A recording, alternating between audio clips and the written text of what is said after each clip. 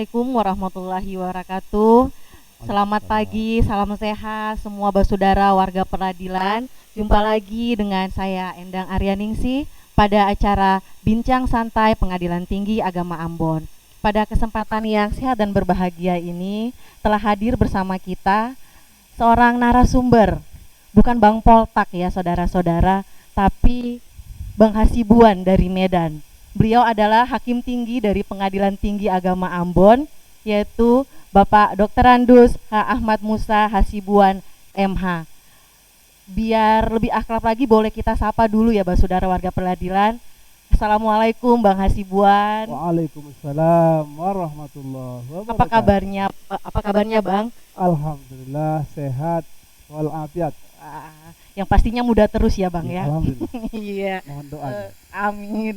Terkait dengan topik kita hari ini, yaitu masa idah istri cerai, hidup dan cerai mati. Boleh nggak Bang, sebelum masuk ke topik yang selanjutnya, Bang Hasibuan jelaskan dulu pengertian idah dan hukumnya apa? Baik, sebelumnya saya menyapa pemirsa dulu. Assalamualaikum warahmatullahi wabarakatuh. Iya, topik ini sebetulnya sangat menarik. Kenapa? Karena memang iddah ini dia hanya terjadi ketika ada cerai, hidup atau mati. Kalau tidak ada cerai, ya nggak beriddah. Artinya iddah itu apa sebetulnya? Iddah itu adalah masa tunggu bagi seorang istri untuk menikah lagi dengan laki-laki lain. Itu dia. Nah, kalau dia tidak menikah dengan orang lain, tidak dihitung-hitung, biasa aja kali. Tapi kalau sudah dia mau ingin menikah dengan orang lain, harus ada masa iddahnya. Itulah namanya masa tunggu. Seorang wanita perempuan yang telah dicerai suaminya, baik cerai hidup atau cerai mati dalam rangkaian ingin menikah lagi. Artinya begini, iddah itu baru akan ada bagi seorang wanita kalau dia dicerai hidup atau cerai mati. Sementara hukumnya iddah ini wajib. Jangan begitu meninggal dunia atau dicerai oleh suaminya 3 hari besoknya dia menikah. Ini hukumnya wajib. Jadi harus dilaksanakan. Nah, atau begitu meninggal dunia siangnya suaminya besok atau malamnya menikah lagi, itu nggak boleh. Nah, kenapa? Karena memang ada aturannya. Itu dia, Mbak Endang. Semakin menarik ini Bang. Kita lanjut lagi, boleh ya? Kalau begitu idah terbagi dua ya ini ya Bang. Ya, Masa idah janda hidup dan ada juga idah janda mati. ya, Nah, betul. gimana pula itu Bang Hasibuan penjelasannya? Nah, kalau dia perempuan yang dicerai hidup, itu kan ada namanya cerai rujuk atau roji'i, atau yang disebut dengan cerai yang bukan roji'i. Yang roji'i artinya boleh dinikahi lagi. Kalau yang bukan roji'i atau bain, dia nggak boleh dinikahi lagi. Nah, ketika dia seorang suami menceraikan istrinya dalam tidak hamil, tetapi masih memiliki siklus haid, dia masih haid, mungkin bilanglah mungkin di bawah 50 tahun, maka iddahnya itu adalah 3 kali suci. Ini bukan dibuat-buat loh, Mbak Endang. Ini ada ayatnya lagi. Al-Baqarah ayat 228. Bismillahirrahmanirrahim. Wal mutallaqatu yatarabbasna bi anfusihinna salasata quru. Wanita-wanita yang dicerai itu dia beriddah selama 3 quru. Kalau di dalam ayat disebutkan 3 kali quru, tapi kalau di dalam kompilasi hukum Islam pasal 153 dia sudah dijelaskan, bukan quru lagi disebutkan, 3 kali suci minimal 90 hari. Itu dia. Kemudian kalau perempuan kecil, artinya belum lagi baligh, tidak memiliki atau tidak memiliki siklus lagi, anak kecil yang belum baligh atau wanita yang dicerai tidak punya siklus haid lagi, sudah tidak haid lagi, maka iddahnya itu adalah salah satu asfurin. Dalam ayat surat di dalam ayat At-Tolak ayat 4 disebutkan Bismillahirrahmanirrahim, wallai ya'isna minal mahidi min nisaikum inirtabatum fa'iddatuhunna salasatu ashhurin. Kalau yang begitu iddahnya 3 bulan. 3 bulanlah dia baru boleh menikah lagi. Kalau dipikir-pikir kan, anak perempuan belum balik, dia dicerai, kok masih nunggu-nunggu? Begitu, memang itu aturannya. Nah, kalau yang tidak lagi dia punya iddah, dia harus nunggu juga 3 bulan, baru boleh dia menikah lagi dengan laki-laki lain. Kemudian lagi ada lagi yang namanya perempuan dicerai, tapi maaf, dia belum disetubuhi. Nah, kalau yang ini istimewa, dia tidak punya iddah. Di dalam Al-Quran Al-Ahzab 49 disebutkan, Bismillahirrahmanirrahim, ya ayyuhalladzina amanu idza nakahtumul mu'minat tsumma talaqtumuhunna min qabli an tamassuhunna famalakum alaihinna min iddatin ta'tadduha. Yang artinya ini adalah kalau kamu menikahi seorang wanita, kemudian kamu ceraikan sebelum kamu setubuhi, maka jangan kamu hitung iddahnya. Artinya hari itu diceraikan, besok atau besok lusa, si wanita yang belum dikumpuli tadi itu boleh menikah. Kemudian lagi ada yang disebut dengan istri yang dicerai. Waktu dicerai itu kebetulan dia hamil.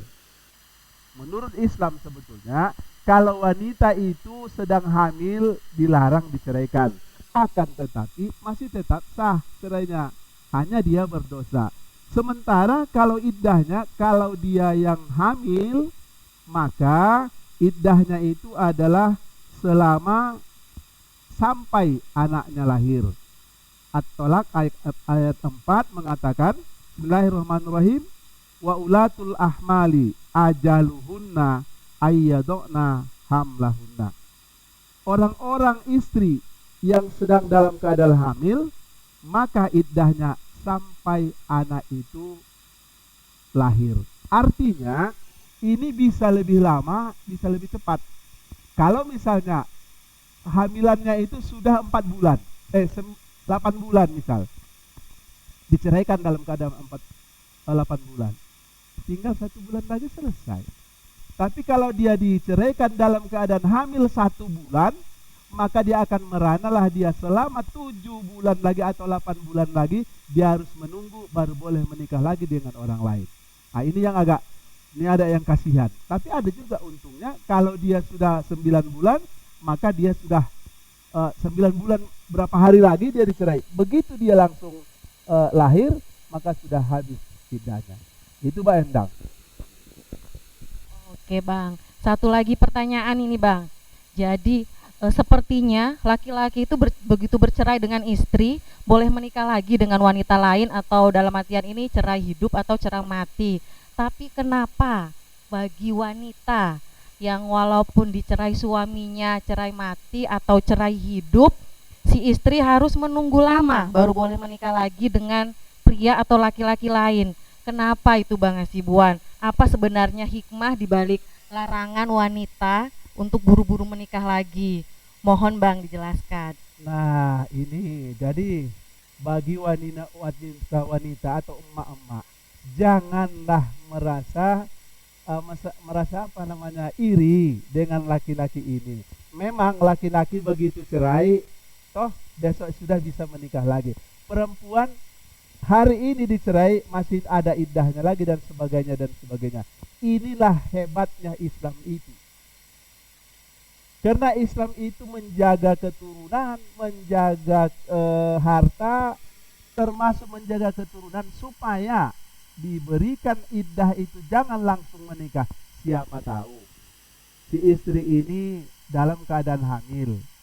Kalau diberikan dia menikah, nanti kan siapa ayahnya? Misalnya ada si A yang sudah menceraikan, kemudian tidak pakai iddah. Nggak tahu kita kalau dia sedang hamil mungkin 1 bulan atau berapa, boleh nikah dengan orang lain. Jadi kan ayahnya 2. Islam itu menjaga keturunan supaya jangan itu terjadi, maka ditunggulah anak itu lahir, atau minimal 3 bulan dia harus suci, benar-benar suci. Memang dalam penelitian rupanya sidik jari suami itu sama istri 3 bulan itu mak berhilang. Makanya kalau ada perempuan tahan 3 bulan dia tidak juga kembali sama suaminya, itu sudah dicurigai. Sama dengan laki-laki juga. Hanya kesanggupannya 3 bulan. Kalau 3 bulan dia sudah tahan, no way, nggak ada masalah lagi. Nah, karena memang ukuran-ukuran menurut Islam itu 3 bulan. Sidik jarinya itu ada. Maaf cakap, bekas-bekas suaminya di situ hanya 3 bulan bertahan. Setelah itu sudah hilang. Nah, hikmah iddah itu antara lain adalah memberi kesempatan kepada suami untuk menikah lagi. Kalau yang talak raj'i itu kan, yang talak raj'i itu dia diberi kesempatan buat dia supaya bisa nikah lagi. Makanya 3 bulan. 3 bulan itu kalau dia tidak menyesal berarti memang nggak ada cinta lagi. Istrinya pun nggak cinta sama suaminya pun nggak cinta lagi sama istrinya. Hanya 3 bulan. Makanya itu diberi kesempatan, siapa tahu dia menyesal. Ada kadang-kadang kena marah, diceraikannya. 3 bulan pasti kalau dia masih sayang akan kembali bersemi.